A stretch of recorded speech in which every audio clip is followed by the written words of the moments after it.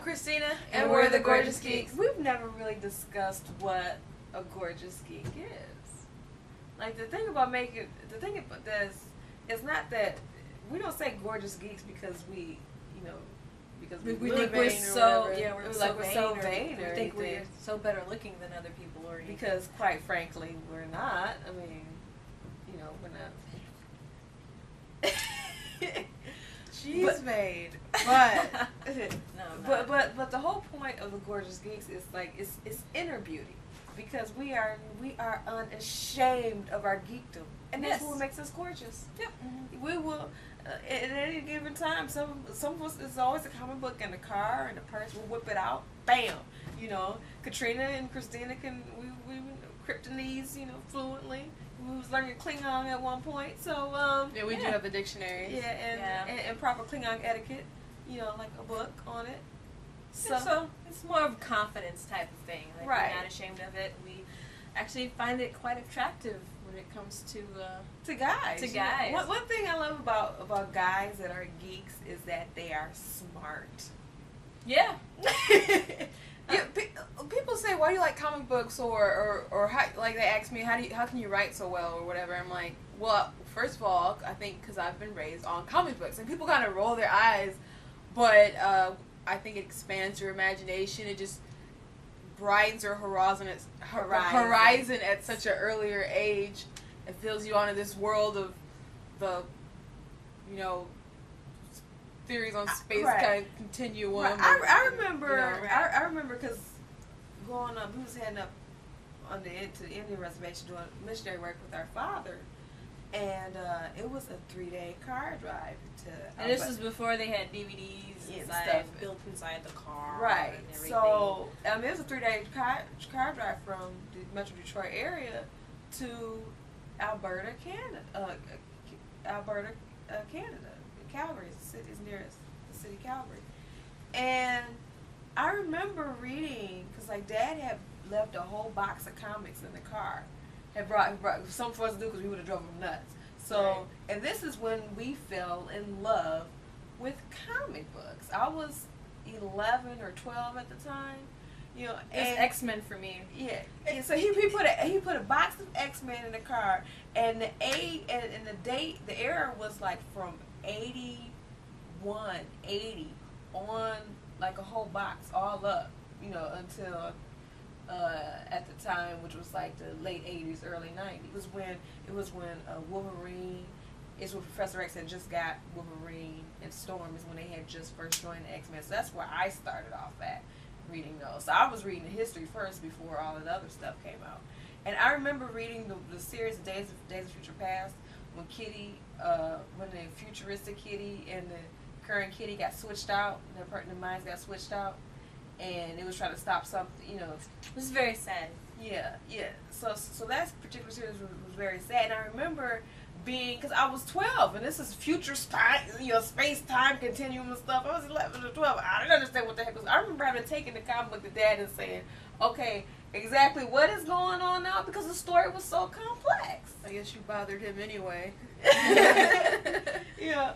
And so then when the Matrix came out, people were just like, oh my gosh, this story is just so inventive, but we have been reading about stuff And people like are sitting in watching the second one, they're all confused, and the architect is talking, and we're just like, it's complicated, but I understood what was going on. I think the thing about that movie was he was like fighting, and then all of a sudden it's just like, whoa, like your mind just like had to adjust, like all of a sudden it was just kind of like you wasn't in that zone to just take it off autopilot and go on manual. Right.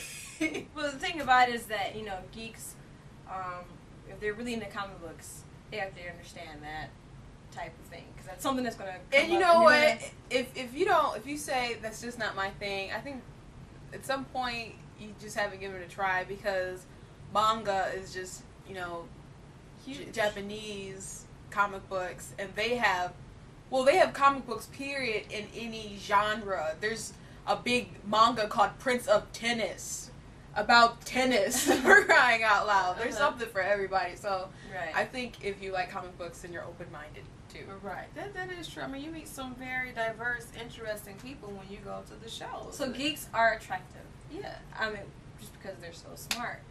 But you can't overdo it. If I'm having a 10-minute conversation with you and I can't even get a word in because you're continuously talking about your theory on time travel, that's unattractive to me.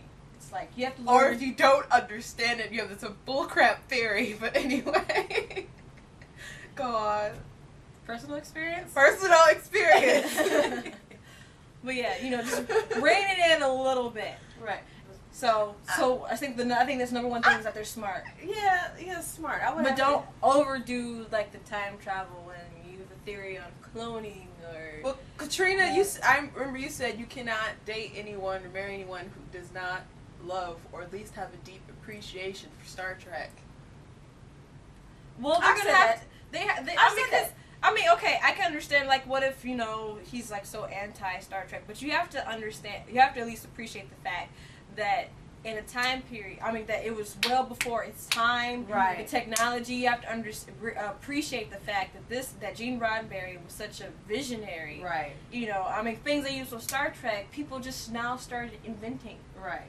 And then it's because they looked at it and they got an idea to invent it. I think people that are into Star Trek, that are into comic books, they have it's more of they have a like mindset.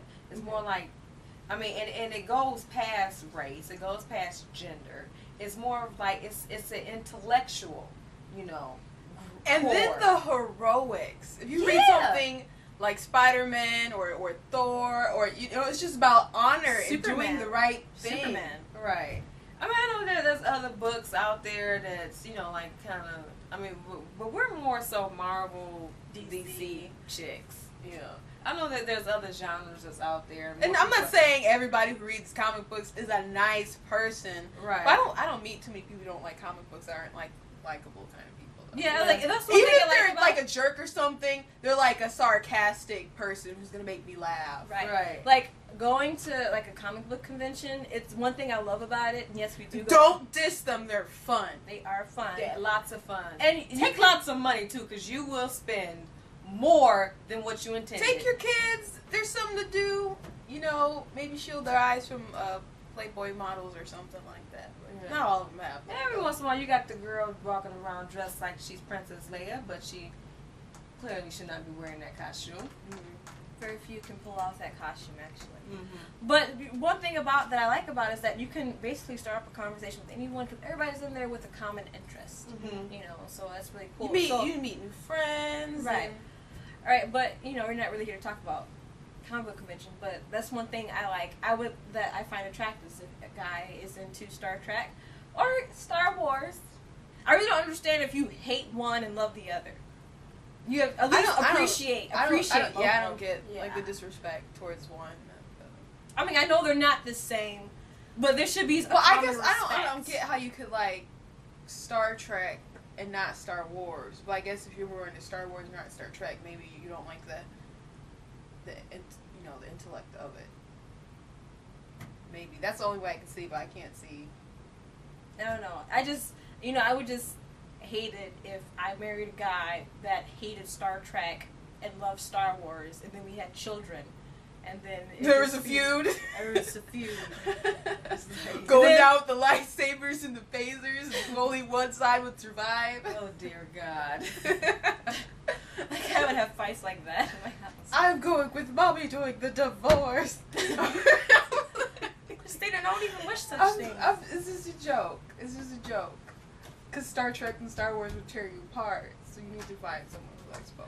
Yeah. At least appreciate both. Dear God. At least appreciate.